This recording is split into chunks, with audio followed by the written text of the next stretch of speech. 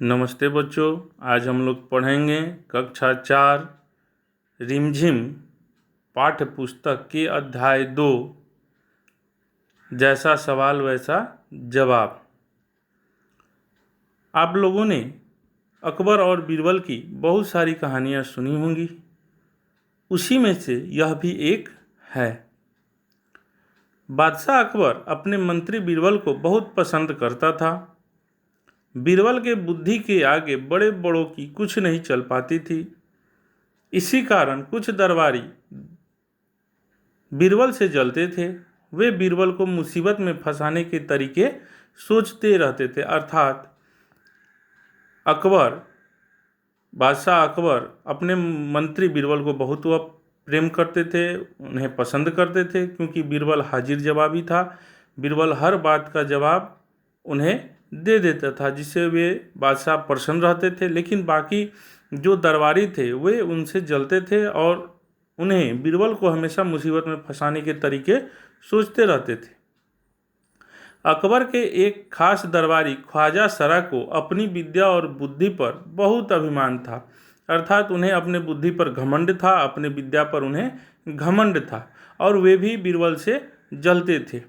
बीरबल को तो वे अपने सामने नीरा बालक और मूर्ख समझते थे। वे अपने आप को इतना बुद्धिमान समझते थे घमंड में कि वह बीरबल को मूर्ख समझते थे। लेकिन अपने ही मानने से तो कुछ नहीं होता, खुद से मान लेने से तो नहीं होता। अगर मैं खुद से ही मान लूं कि मैं बहुत बड़ा विद्वान हूं तो ऐसे नहीं होता है।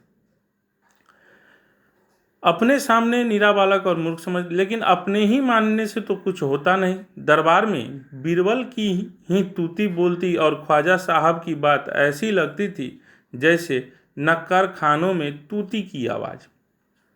ख्वाजा साहब की चलती तो वे बीरबल को हिंदुस्तान से निकाल देते, लेकिन निकलवाते कैसे? ख्वाजा साहब इतना ईर्ष्या करते थे बीरबल से कि वे अगर उनकी दरबार में चलती तो वह बीरबल को हिंदुस्तान से ही निकलवा देते। एक दिन ख्वाजा साहब ने बीरबल को मूर्ख साबित करने के लिए बहुत सोच विचार कर कुछ मुश्किल प्रश्न सोच लिए।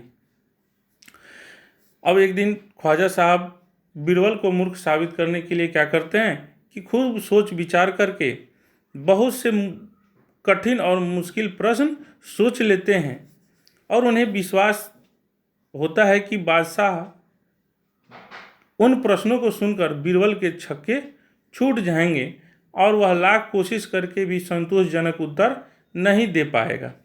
फिर बादशाह मान लेगा कि ख्वाजा सरा के आगे बीरबल कुछ नहीं है। अर्थात ये ख्वाजा साहब बीरबल को बादशाह के सामने मूर्ख साबित करने के लिए प्रश्न पूछना चाहते हैं, और बादशाह के सामने ख्वाजा साहब अपने आप को विद्वान समझाना चाहते हैं, अपने आप को विद्वान बताते हैं। ख्वाजा साहब अचानक अचकन पगड़ी पहनकर दाढ़ी सहलाते हुए अकबर के पास पहुंचते हैं और सिर झुकाकर बोलते हैं, बीरबल बड़ा बुद्धिमान बनता है। अर्थात ख्वाजा साहब पगड़ी पहन के दाढ़ी को सहलाते हुए दरबार में पहुंचते हैं और सिर झुका करके कहते हैं कि बीरबल बड़ा बुद्धिमान बनता है। आप भी उसकी लंबी चौड़ी बातों के धोखे में आ जाते हैं। अर्थात बीरबल आपको धोखा देता है, गलत प्रश्नों का गलत उत्तर देता है। मैं चाहता हूं कि आप मेरे 3 सवालों के जवाब पूछकर उनके दिमाग की गहराई नाप लें। अब ख्वाजा सरा कहते हैं कि हम भी 3 प्रश्न बताते हैं और तीनों सवालों के जवाब आप पूछकर उनके दिमाग की गहराई नाप लें कि वो कितना बुद्धिमान है। उस नकली अक्ल बहादुर की कलई खुल जाएगी। कलई खुलना अर्थात पोल खुल जाना, यह मुहावरे है। इसका अर्थ होता है कलई खुलना का पोल खुल जाना। वह कहते हैं कि वह नकली है, वह अक्ल बहादुर यानी वह बुद्धिमान नहीं है। यह तीनों प्रश्न उनसे पूछा जाए और प्रश्नों के वह जवाब देंगे, उसी में उनकी पोल खुल जाएगी। ख्वाजा के अनुरोध करने पर अकबर ने बीरबल को बुलाया और कहा, बीरबल, परम ज्ञानी ख्वाजा साहब तुमसे 3 प्रश्न पूछना चाहते हैं, क्या तुम उनके उत्तर दे सकोगे?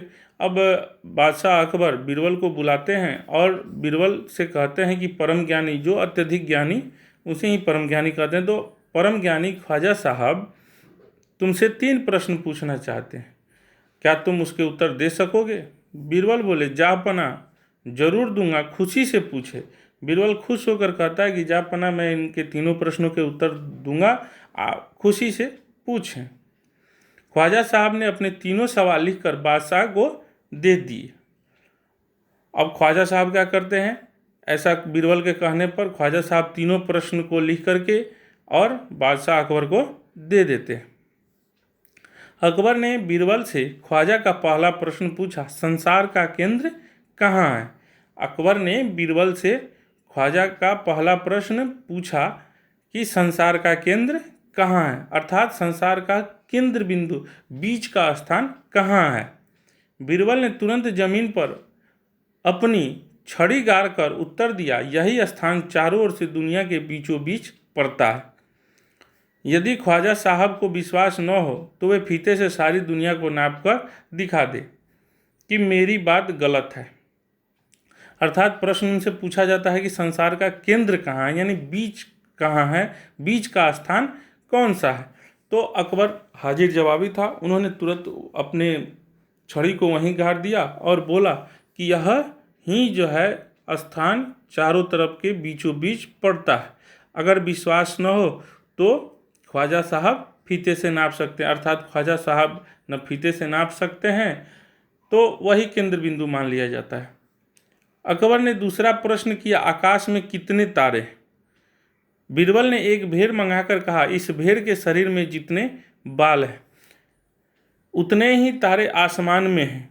ख्वाजा को इसमें संदेह हो तो वह बालों गिनकर तारों की संख्या से तुलना कर ले। अर्थात रात में जब हम लोग देखते हैं कि बहुत सारे तारे देखते हैं, बहुत सारे तारे टिमटिमाते रहते हैं जिनको गिन पाना संभव नहीं है। किस प्रकार? जिस प्रकार उस भेड़ के बालों को गिन पाना संभव नहीं है। इसीलिए उन्होंने तुरंत जो है सो भेड़ को बुलाया और कहा कि ख्वाजा साहब को अगर संदेह है, अगर उन्हें दिक्कत है तो वह बालों को गिनकर तारों की संख्या से तुलना कर लें, अर्थात जितने बाल होंगे उतने ही तारे होंगे। अब अकबर ने तीसरा सवाल किया कि संसार की आबादी कितनी है? बीरबल ने कहा, जापना संसार की आबादी पल पल घटती बढ़ती रहती है, क्योंकि बात तो सही है कि बहुत सारे लोग मरते हैं, बहुत सारे नए बच्चे, नए शिशु जन्म लेते हैं, तो हमेशा जो है सो कुछ लोग मरते हैं, कुछ लोग जन्म लेते हैं, तो हर पल जो है सो घटती और बढ़ती रहती है, क्योंकि हर पल लोगों का मरना जीना ही रहता है। इसलिए यदि सभी लोगों को एक जगह इकट्ठा किया जाए तो उनको गिनकर ठीक ठीक संख्या बताई जा सकती है। अगर सबको एक जगह इकट्ठा हो तो बताया जा सकता है कि कितने जनसंख्या कितनी है। बादशाह तो बीरबल के उत्तरों से संतुष्ट हो गया, लेकिन ख्वाजा साहब नाक भौं सिकोड़ कर बोले, ऐसे गोल मोल जवाबों से काम नहीं चलेगा। तो बीरबल बोले, ऐसे सवालों के ऐसे ही जवाब होते हैं, पहले मेरे जवाबों को गलत साबित कीजिए तब आगे बढ़िए। ख्वाजा साहब ने फिर कुछ बोलते नहीं बना और चुपचाप ख्वाजा साहब वहाँ से चले गए। तो इस प्रकार 3 प्रश्न बीरबल से पूछे ख्वाजा साहब। पहला प्रश्न था कि संसार का केंद्र बिंदु कहाँ है, दूसरा प्रश्न है कि आकाश में कितने तारे हैं, और तीसरा प्रश्न पूछा गया कि संसार की आबादी कितनी है। तो पहला प्रश्न का उत्तर बीरबल ने दिया कि जहाँ जिस जगह पे हम खड़े हैं वहाँ छड़ी गाड़ के उन्होंने कहा कि यही केंद्र बिंदु है। दूसरे प्रश्न, आकाश में कितने तारे हैं, तो उसका उन्होंने उत्तर दिया कि जितने भेड़ के बाल हैं उतना ही जो है सो आकाश में तारे हैं।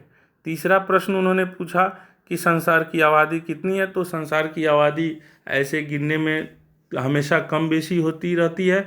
तो उन्होंने कहा कि अगर सभी लोग एक जगह इकट्ठा होंगे तो उन्हें गिन करके बताया जा सकता है कि कितने जनसंख्या कितनी है। इस प्रकार ख्वाजा साहब को चिढ़ हो गई और उन्होंने अपना भौं सिकुड़ा करके और बिना कुछ बोले वहाँ से चल दिए। अब आइए अभ्यास प्रश्न पर। अब अभ्यास प्रश्न हम आप लोग को बताते हैं।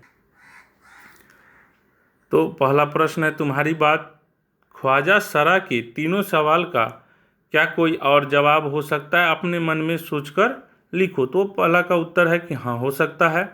ख्वाजा सरा का पहला सवाल था कि संसार का केंद्र कहाँ है। तो इस सवाल का जवाब हो सकता है कि हिमालय की सबसे ऊंची चोटी की सबसे ऊंची जगह ही संसार का केंद्र है। ख्वाजा सरा नाप कर देख लें, अर्थात जो हिमालय की सबसे ऊंची चोटी है वही संसार का केंद्र है। अगर विश्वास न हो तो ख्वाजा साहब उसे नाप करके वहाँ से देख सकते हैं। दूसरा सवाल था कि आकाश में कितने तारे हैं। तो इसका उत्तर हो सकता है कि एक बोरी सरसों में जितने दाने हैं आकाश में ही तारे हैं। ख्वाजा सरा दोनों को गिन कर देख सकते हैं। जिस प्रकार उस पूरे बोरी में सरसों के जितने दाने होंगे उन्हें वह गिन लें और फिर उतना ही आकाश में तारे होंगे। तीसरा प्रश्न था कि संसार की आबादी कितनी है। इसका उत्तर हो सकता है कि ख्वाजा के सिर और दाढ़ी में जितने बाल हैं संसार की आबादी उतनी ही है। चाहे तो वह अपनी दाढ़ी और अपना सिर मुड़वाकर गिनती कर लें। तो इस प्रकार अगला प्रश्न है कि अगर तुम ख्वाजा सरा की जगह पर होते तो बीरबल को हराने के लिए कौन से सवाल पूछते। तो उत्तर है कि अगर मैं ख्वाजा सरा की जगह होता तो बीरबल को हराने के लिए यह सवाल पूछता। बादशाह का कहना है कि बीरबल मूर्ख है, उसे देश से निकाल दे देना चाहिए। बादशाह ने झूठ बोला या सच। अब देखिए, एक यहाँ नोट है कि नोट में लिखा हुआ है कि विद्यार्थी अपनी अपनी इच्छा अनुसार सफल बनावें, यानी अब इसको खुद से सोचना है और इसके बारे में लिखना है। इसको हम अंडरलाइन कर देते हैं कि विद्यार्थी अपनी अपनी इच्छा के अनुसार सफल बनाना है। अगला प्रश्न है कि ख्वाजा सरा का बस चलता तो बीरबल को हिंदुस्तान से निकाल देते हैं। अगर तुम्हारा बस चले तो तुम कौन कौन सी इच्छाएं पूरा करना चाहोगे। तो अगर मेरा बस चले तो मैं अपने लिए एक कार ले लूं और सारी दुनिया की सैर करूं। संसार की हर तरह की चॉकलेट अपने फ्रिज में रख लूं और जब चाहे खाता रहूं। मैं सुपरमैन बन जाऊं और दुनिया के सारे अपराधियों को पकड़कर जेल में भर दूं। अब है नीचे लिखे वाक्य पढ़ो। मैं बस में बैठकर स्कूल जाती हूँ। ख्वाजा सरा का बस चलता तो बीरबल को निकाल देते हैं। बस अब रुक जाओ, बस 2 दिन की बात है, मैं आ जाऊंगी। ऊपर लिखे वाक्यों में बस शब्द का अर्थ अलग अलग है। अब इसी तरह चल शब्द से वाक्य बनाओ। संकेत चल, चल चल, चला, यहाँ संकेत दिया गया है कि इन सब शब्दों का हम प्रयोग करके बना सकते हैं। तो उत्तर इसका होगा बी, सड़क पर मत चल। मैं तो चल चल कर थक गया, अर्थात मैं चलते चलते थक गया। तुम बैठो मैं चला, और तुम यहाँ बैठ जाओ, मैं यहाँ से जा रहा हूँ। चलो अब पढ़ाई करो, अर्थात शुरू करो, पढ़ाई को अब शुरू करो। अब हमें चलना चाहिए। इसी को चलती का नाम गाड़ी कहते हैं। कैसे चले, अभिनव तो आया ही नहीं। यह फिल्म बहुत चलेगी, अर्थात बहुत चलेगी। बढ़े कहानी, अगला है बढ़े कहानी। एक दिन अकबर ने बीरबल से पूछा, बीरबल दुनिया में सबसे अधिक शक्तिशाली कौन है। बीरबल ने क्या कहा होगा, कहानी आगे बढ़ाओ। आप सोचिए कि बीरबल ने क्या कहा होगा। तो इसका उत्तर है कि एक दिन अकबर ने बीरबल से पूछा, बीरबल दुनिया में सबसे अधिक शक्तिशाली कौन है। बीरबल ने कहा, जहाँपना सबसे शक्तिशाली है गेंद में खेलने वाला छोटा सा बच्चा। जो गेंद खेलता है और सबसे छोटा रहता है वही सबसे शक्तिशाली है।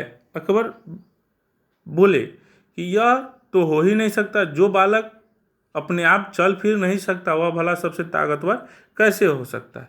दरबारियों बादशाह की हम लगी, जो बच्चा चल नहीं सकता है वह सबसे ताकतवर कैसे हो सकता है। अगर ऐसा है तो साबित करके दिखाओ, अकबर ने कहा।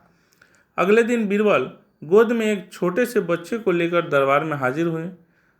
अकबर ने उत्सुकता से पूछा, बीरबल यह कौन है। हुजूर, यह एक रिश्तेदार का बच्चा है। उसने विनती की कि यह एक बार बादशाह सलामत उसे अपनी गोद में ले ले। अकबर ने बच्चे को गोद में ले लिया। थोड़ी देर तक वह खेलता रहा। खेलते खेलते वह बच्चा अकबर की मूंछों को खींचने लगा।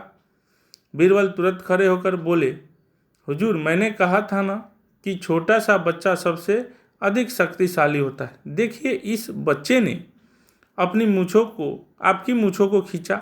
अब आप बताइए कि इसके सिवाय इसमें इतनी हिम्मत की जो आपके मूंछों को हाथ लगा दे। सभी लोग बीरबल की बुद्धिमानी को प्रशंसा करने लगे। तो इस प्रकार अगला प्रश्न है कि तुम भी बीरबल खोजो, कहानी में से खोजना है कि तुम भी बीरबल का ऐसा ही किस्सा ढूंढो जिससे वह अपने जवाबों से सबका मुंह बंद कर देता है। तो आपने बहुत सारे कहानी पढ़े होंगे, बहुत सारे कहानी सुने होंगे अकबर बीरबल की, तो उसको आप लिख सकते हैं। इसमें तो उत्तर में लिखा है मुर्गे का अंडा, इसको आप पढ़कर, या फिर दूसरी भी कहानी को आप जानते हो तो उसको आप लिख सकते हैं। अगला प्रश्न है, बीरबल की तरह बहुत से अन्य व्यक्तियों की हाजिर जवाबी के किस्से प्रसिद्ध हैं, उनके नाम पता करो। तो यहाँ आंसर है तेनालीराम, मुल्ला नसरुद्दीन, गोपाल भांड, शेख चिल्ली, लाल बुझक्कर। तो ये सब नाम हैं। ये लोग भी बीरबल की तरह हाजिर जवाबी थे। हर प्रश्न का, हर सवाल का इन्होंने जवाब तुरंत दे देते थे। एक और शब्द, नीचे लिखे शब्दों की जगह और कौन सा शब्द इस्तेमाल हो सकता है, खाली जगह में लिखें। उत्तर, बुद्धिमान, समझदार, मूर्ख, बेवकूफ़, अभिमान, घमंड, विश्वास, यकीन, संसार, दुनिया, कोशिश, प्रयत्न। और नीचे मुहावरे, आगे है मुहावरे। नीचे लिखे मुहावरे का इस्तेमाल तुम कब कब कर सकते हो, आपस में चर्चा करो। अब इनका वाक्यों में इस्तेमाल करो। नाक भौं सिकोड़ना, इसका अर्थ होता है गोबर का नाम सुनते ही पूनम नाक भौं सिकोड़ने लगी। दूसरा है कलई खुलना, परीक्षा का परिणाम आते ही सोनू की कलई खुल गई। कलई खुलना अर्थात पोल खुल जाना। और नाक भौं सिकुड़ाना अर्थात इस प्रकार हम आप लोग को अभी अभ्यास प्रश्न के सभी प्रश्नों को बता दिए हैं। इसे आप अपने नोटबुक में लिखेंगे और जो कहानी को पढ़ेंगे, समझेंगे खुद से, और इन प्रश्नों का उत्तर अपने अभ्यास पुस्तिका में लिख लेंगे।